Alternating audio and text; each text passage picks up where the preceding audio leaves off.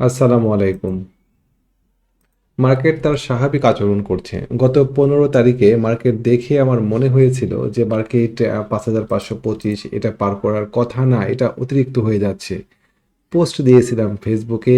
আমি যদি আপনাদেরকে কমেন্টগুলো দেখাই দেখবেন যে মানুষজন প্রায় পারলে পরে আমাকে ধরে মারে যে, "আপনি এটা কি বলছেন? মার্কেট ৫,৫২৫ আপনি" মানে আমাকে সামনে পেলে মানুষ কিছু মারতো নির্ঘাত।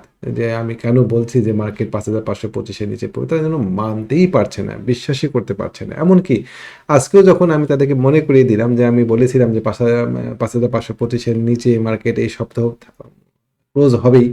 তো একজন বলছে দেখা যাক আরো তো একদিন বাকি আছে। হ্যাঁ, মার্কেট তো এভাবে সরাসরি পড়ে না। মার্কেট আস্তে, আস্তে ধীরে, ধীরে পড়বে, ধীরে, ধীরে বাড়বে। এখন আর এই ৩০০ পয়েন্ট ২০০ পয়েন্টের মার্কেট আর নাই। ওইটা চিন্তা করা এখন বাতুলতা হবে। আ মার্কেট তার বেবি ক্যান্ডেল দিয়ে দিয়েছে পরপর ২ টা। আজকের ক্যান্ডেলটা আরেকটা বেবি ক্যান্ডেল হলে ভালো হতো। মানে আমি চাচ্ছিলাম যে আরো ২-৩ টা বেবি ক্যান্ডেল হোক। তাহলে পরে এখানে কিছুটা মানে কাহিনী তৈরি হতো। তা না করে মার্কেট সরাসরি একটা বড় ক্যান্ডেল দিয়ে দিয়েছে।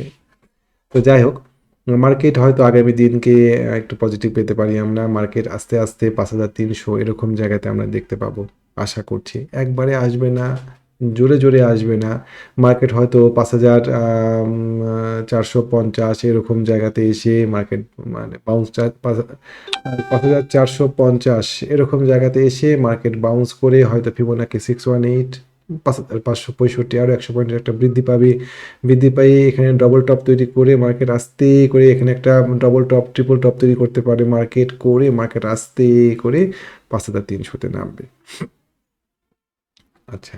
তো আপাতত ৫,৩০০ তে নামুক বা না নামুক মার্কেট এইখানে একটা ডবল টপ, ট্রিপল টপ করে তৈরি করে একটা রেক্টেঙ্গেলের মধ্যে মার্কেট কিছুদিন থাকবে এটা স্পষ্টই বোঝা যাচ্ছে। মার্কেট খুব দ্রুত ৫,৬৫০ এরকম জায়গা পার করবে এটা আশা করাটা বাতুলতা। এটা আশা না করাই ভালো। চলেন দেখি আমাদের ফেসবুক দেখেন আমি ১৫ই ফেব্রুয়ারি ২০২৬ তারিখে বলেছিলাম মার্কেট পার করতে পারবে না। অনেক কত মন্তব্যগুলো দেখাচ্ছি না। হয়তো ফেসবুকের ইউটিউবের থেকে হয়তো বিধিনিষেধ থাকতে পারে। তো আমি আজকে একটা পোস্ট দিয়েছি যে মার্কেট আস্তে, আস্তে নামবেই। মার্কেট আস্তে, আস্তে মার্কেট মার্কেট আস্তেই নামবে ৫,৩০০ তে নামবে বাড়বে কমবে ধীরে ধীরে আমাদেরকে কি করতে হবে এখন জানতে হবে আমাদেরকে এখন সঠিক কাজ করতে হবে এই কমা বাড়ার মধ্যে দিয়ে মার্কেটে ব্যবসা হবে এই ব্যবসাটা আমাদেরকে ইনশাআল্লাহ আমরা ধরার চেষ্টা করব এই মার্কেট তো ওভারঅল আজকে কয়েকটা শেয়ার নিয়ে আলোচনা করি আজকে আমরা ২টা শেয়ার কিনেছি আজকে আমরা কিনেছি এডিএন টেলিকম আর আমরা কিনেছি মাগুরা ফ্লেক্স একটু অসুবিধা হয় একটা গ্রুপ চালাই একটা প্রিমিয়াম গ্রুপ চালাই গ্রুপের মেম্বারদের কাছে মানে তারা সবসময় শেয়ার চায় আমার কাছ থেকে তাদের জন্য কিছু শেয়ার সবসময় রেডি রাখতে হয় শেয়ার না দিলে পারেই বরং তারা বিরক্ত হয় যে শেয়ার দিচ্ছেন না প্রতিদিনই শেয়ার দেওয়াটা না দেওয়াটা যে একটা ভালো কাজ প্রতিদিন ব্যবসা না করাটা যে একটা ভালো কাজ এইটা অনেক সময় মেম্বাররা বুঝতে চান না তারা সবসময় শেয়ার চান তো তাদের জন্য কিছু শেয়ার রেডি রাখতে হয় সম্ভাব্য ভালো শেয়ার যে শেয়ারগুলোতে অন্ততপক্ষে পুঁজি সেফ হবে এবং সেই শেয়ারগুলোর একটা সঠিক ট্রেড প্ল্যান আমি বারবারই বলি আপনাদেরকে যে ট্রেড প্ল্যান করেন আপনি যদি ট্রেড প্ল্যান না করেন আপনি কতটুকু শেয়ার কিনছেন কতটুকু আপনি ঝুঁকি নিচ্ছেন হ্যাঁ আমি আমাদের কী কী শেয়ার কিনেছি আমি বলছি বলার আগে আমি একটু ইম্পর্টেন্ট কথা বলে নিই আপনি কতগুলো শেয়ার কিনছেন কতটুকু আপনি ঝুঁকি নিচ্ছেন কতটুকু আপনি আপনার লাভ নেবেন কোথায় আপনি লস নিয়ে বাড়াবেন এই গোটা বিষয়টা যদি আপনার নিয়ন্ত্রণে থাকে তাহলে পরে মার্কেট যেখানেই যাক আপনার খুব বেশি ক্ষতি হবে না চলেন আমি আপনাদেরকে একটা ট্রেড প্ল্যান দেখাই কীভাবে ট্রেড প্ল্যান করতে হয় আজকে আমরা যে শেয়ার কিনেছিলাম দেখেন এখানে আমরা ট্রেড প্ল্যান দেওয়া আছে যে আমরা কিভাবে ট্রেড প্ল্যান করেছি আমাদের এডিএন টেলিকমের ট্রেড প্ল্যান ছিল দেখেন এন্ট্রি রেট কততে আমাদের ঠিক করা আছে আমরা কততে এন্ট্রি রেট দিব স্টপ লস কত আছে এটা আমরা ঠিক করে নিয়েছি টেক প্রফিট কত করব এটা ঠিক করা আছে রিস্ক ম্যানেজমেন্ট কতটুকু আমরা রিস্ক ম্যানেজ করব আমাদের কতগুলো টাকা আছে সেই টাকার উপরে কতটুকু টাকা আমরা ঝুঁকি নিব সেটা উল্লেখ করে দিই আমি ট্রেড প্ল্যানে হ্যাঁ তারপরে সেই যে পরিমাণ ঝুঁকি নিচ্ছি আমরা একটা শেয়ারে সেই ঝুঁকি হিট করলে পারে কত পরিমাণ টাকা আমাদের লস হতে পারে সেটা আমরা ঠিক করি। আমাদের পজিশন সাইজ কত হবে, কত টাকা থাকলে পারে আমাদের, আমি সাধারণত 1,00,000 টাকা দিয়ে হিসাব করি দিই, তারপরে তারা সেই হিসাবে তাদের পজিশন ঠিক করে কত টাকা তারা তারা তারা ঝুঁকি নিবে, তাদের তাদের রিস্ক অ্যামাউন্ট কত হবে, মোট কত টাকা তারা ইনভেস্ট করবে, এবং পাশাপাশি একটা ট্রেড নোট দেওয়া থাকে। এটা হচ্ছে টোটাল একটা ট্রেড প্ল্যান। এই ট্রেড প্ল্যান করে আমরা যদি ব্যবসা করতে পারি তাহলে পরে দেখবেন যে ব্যবসাটা অনেক সহজ। কেমন? আমরা প্রত্যেকটা ট্রেডের ক্ষেত্রে একটা প্ল্যান তৈরি করব এবং সেই প্ল্যান অনুযায়ী আমরা সেই প্ল্যানটাকে এক্সিকিউট করব। লস পার্ট অফ ব্যবসা, বিজনেসে লস হবে, কিন্তু সেই লসটা যেন আমার নিয়ন্ত্রণে থাকে, অনিয়ন্ত্রিত না। আপনি হাইওয়েতে গাড়ি চালাবেন, ঝুঁকি থাকবেই যে এইখানে একটা একটা একটা একটা একটা বিপদে হতে পারে, কিন্তু আমি আমার গাড়িটাকে ঠিক মতন মেরামত করে নিয়ে আমি দক্ষভাবে গাড়ি চালাবো, তারপরে সেটা আমি দেখব। কিন্তু আমি হাই রোডে উঠে 100 কিলোমিটার স্পিড তুলে গাড়ি চালাবো, আর তারপরে গাড়ি কোনো দুর্ঘটনা ঘটলে পারে সেটা গাড়ি বা রোডের দোষ দিব, এটা হতে পারে না।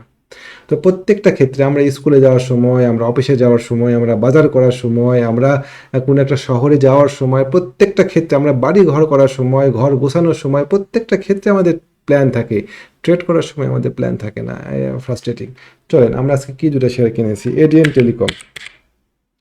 আমরা মার্কেট কারেকশানে যাবে এটা আমরা বুঝতে পারছিলাম, যেহেতু আমাদেরকে সবসময় শেয়ার রাখতে হয় কাছে, সেহেতু আমরা চেষ্টা করছিলাম কিছুটা লো পেড আপ শেয়ারের দিকে যাবো, বা যে শেয়ারগুলো তুলনামূলকভাবে নিরাপদ একটা জায়গা পার করে আসে এরকম জায়গাতে। দেখেন আমাদের এডিএন টেলিকম পছন্দ করার কারণ হচ্ছে এডিএন টেলিকম একটা নির্দিষ্ট resistance supply demand area per করে আসে। ফাইন, ও বহু চেষ্টা করেও এটাকে ব্রেক করতে পারেনি দুইবারে, সুতরাং আমাদের এইটার নিচে স্টপ লস সেট করে দিয়ে আমি শেয়ার কিনবো। ও যদি নাও বাড়ে আজকে, আগামীকালকে বাড়বে, আগামীকালকে না বাড়লে পারে তার পরের দিনকে বাড়বে, আমাদের এই শেয়ারটাতে লস হওয়ার সম্ভাবনা কম।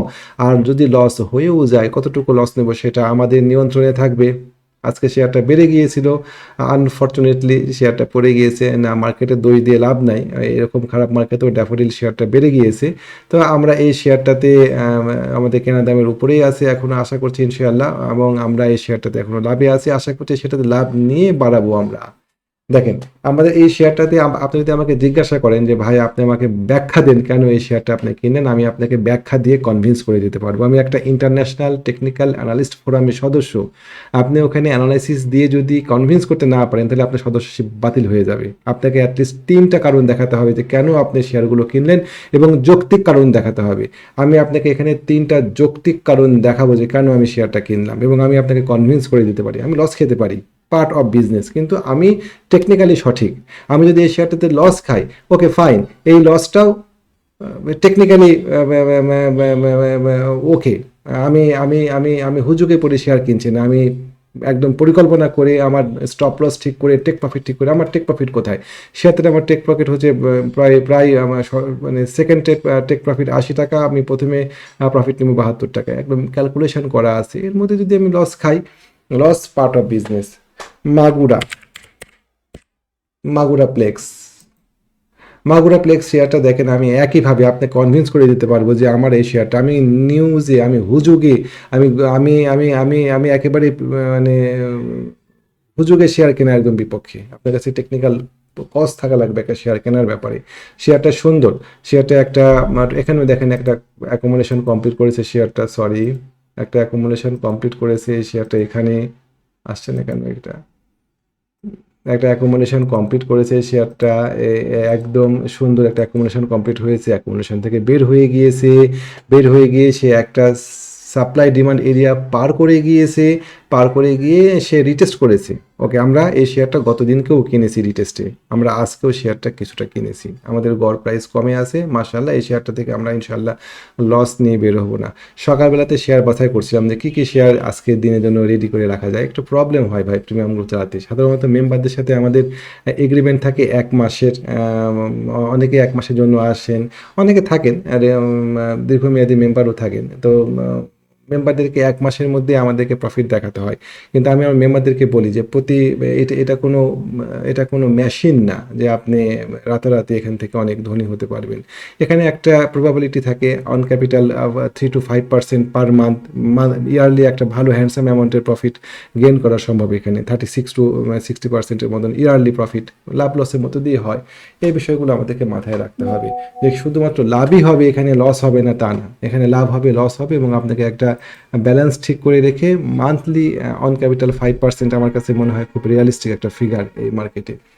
তো যাই হোক, দেখেন সুন্দরভাবে সে আগায় আছে এবং আমি আশা করছি যে এই শেয়ারটা ভালো হবে, লস হবে না।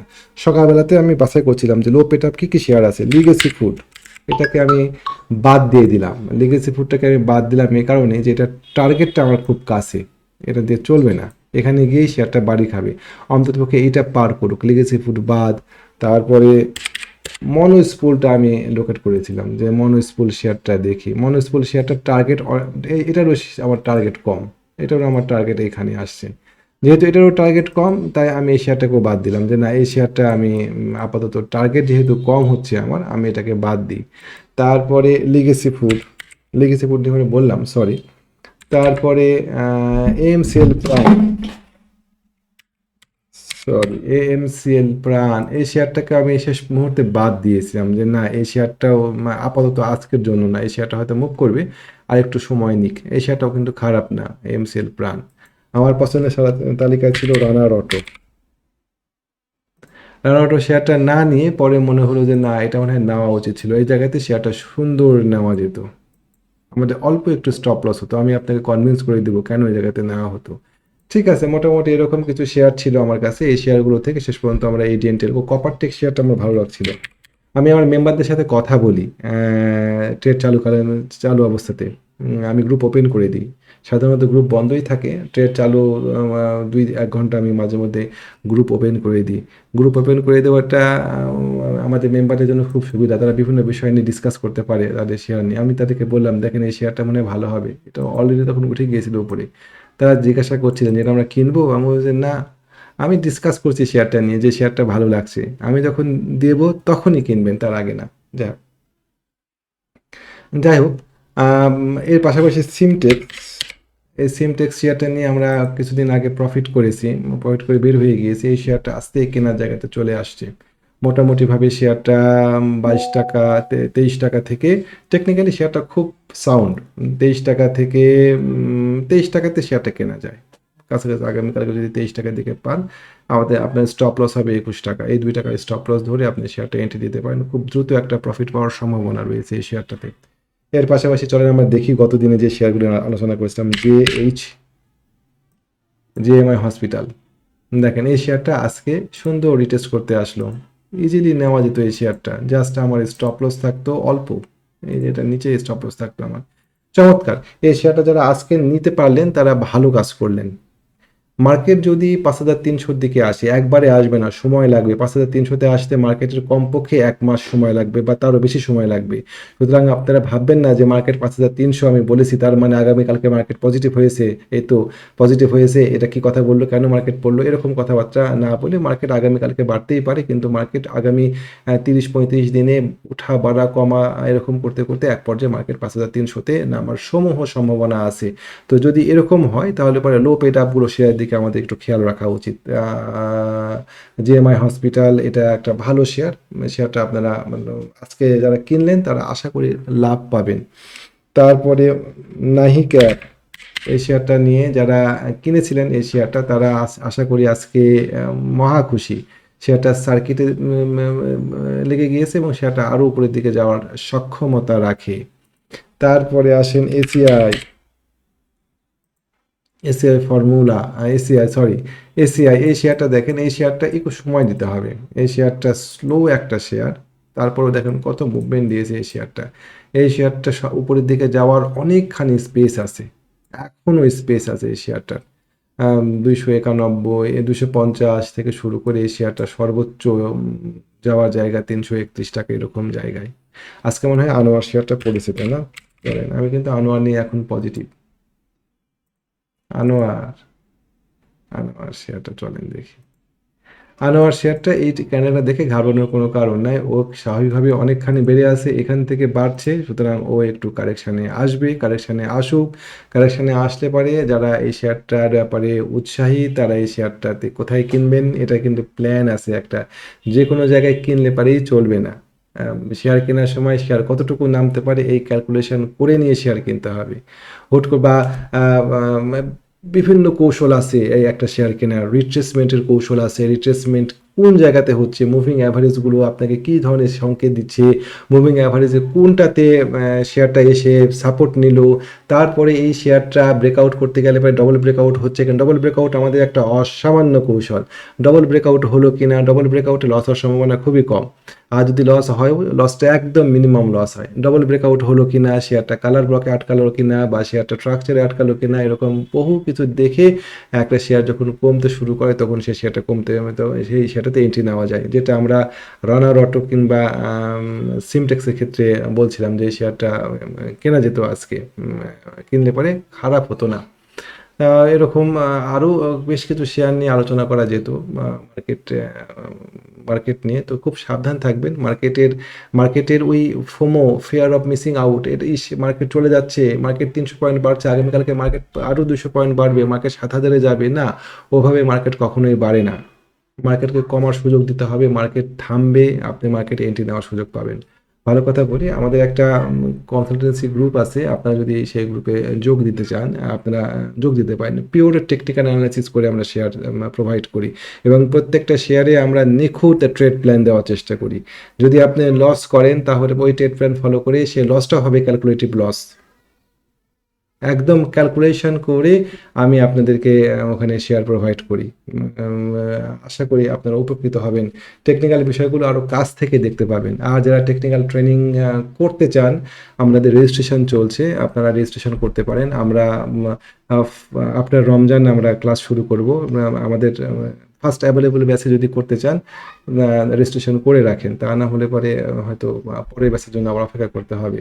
আমি একদম A to Z অ্যানালাইসিস শেখাই, এবং অ্যানালাইসিস শেখানোর পরে আমাদের 2টা গ্রুপ আছে, একটা হচ্ছে এসআইবিটি একাডেমি মেম্বার্স, আপনি বাই ডিফল্ট সেই গ্রুপের সদস্য হয়ে যাবেন, আর একটা গ্রুপ আছে ইন্টারনি গ্রুপ। অনেকে জিজ্ঞাসা করেন যে ভাই, অনেকে ট্রেনিং শেষে বলেন ভাই আমাদেরকে একটু হাতে কলমে দেখান, আমরা কনফিডেন্ট পাচ্ছি না, আমাদের একটু সাহস দরকার, আপনাদের আমাদেরকে দেখান, যেগুলো শিখেছি আপনার কাছ থেকে সেগুলো প্রয়োগ করে দেখেন। দুঃসাহসিক কাজ কিন্তু, আমি যা শেখাবো সেটা যদি আমি প্রয়োগ করে দেখাতে গিয়ে যদি হিমশিম খাই তাহলে পরে তো পার্টিসিপেন্টরা বিরক্ত হবে, তাই না? আমি তাদেরকে দেখাই এবং তারা খুব আপ্লুত হন যে হ্যাঁ কাজ করে, আমি যা শিখিয়েছি তাদেরকে সেটা চমৎকারভাবে কাজ করে। আমার অনেক পার্টিসিপেন্ট অনেক রকম কথাবার্তা বলে যে ঠিক আছে আমি আপনার জন্য দোয়া করি, কেন আপনার জন্য একসাথে আরও 2 বছর আগে দেখা হয় নাই, ইত্যাদি ইত্যাদি। তো আমি ট্রেনিং শেষে 2টা গ্রুপ, একটা গ্রুপে একদম পিওরলি তাদেরকে গাইড করি এবং দেখাই যে এইভাবে আমার কৌশল এইখানে এইভাবে প্রয়োগ করলাম, এবং এই কৌশল প্রয়োগ করে এতটুকু লাভ করলাম, বা এতটুকু লস হলো আমার। লাভ লস দুইটাই ব্যবসার পার্ট, আমার শুধু লাভই হবে এটা আমি কখনোই দাবি করি না। আমি তাদেরকে মাঝে মধ্যে বলি লস করা শিখেন, লস করা শিখলে পরে লাভ করা শিখতে পারবেন। তো অনেক কথা বলা হয়ে গেল, যারা এতক্ষণ ধরে ভিডিওটা দেখলেন জাযাকাল্লাহু খায়রান। আসসালামু আলাইকুম ওয়া রাহমাতুল্লাহি ওয়া বারাকাতুহু।